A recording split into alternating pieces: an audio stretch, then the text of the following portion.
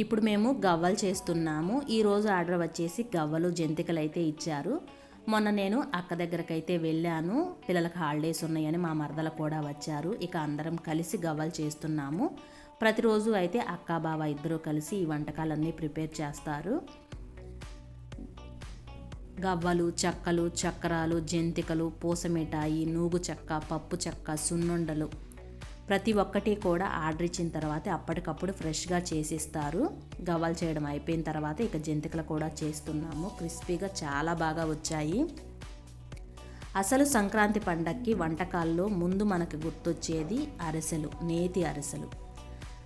ఇంట్లో తయారు చేసిన స్వచ్ఛమైన నెయ్యితోటి నేతి అరిసెలు అయితే చేసిస్తారు. మీకు ఎవరికైనా సంక్రాంతి పండగకి కావాలి అంటే కాంటాక్ట్ నెంబరు స్క్రీన్ పైన అయితే ఇస్తున్నాను, కాంటాక్ట్ అవ్వండి. ఇవే కాకుండా కారప్పొళ్ళు కూడా ఉంటాయి. సాంబార్ కారం, కరివేపాకు కారం, మునగాకు కారం, ఇడ్లీ కారం ప్రతి ఒక్కటి కూడా మనం ఇంట్లో తయారు చేసుకున్నట్టుగానే ఉంటాయి. ఓకేనండి, బాయ్ మరి.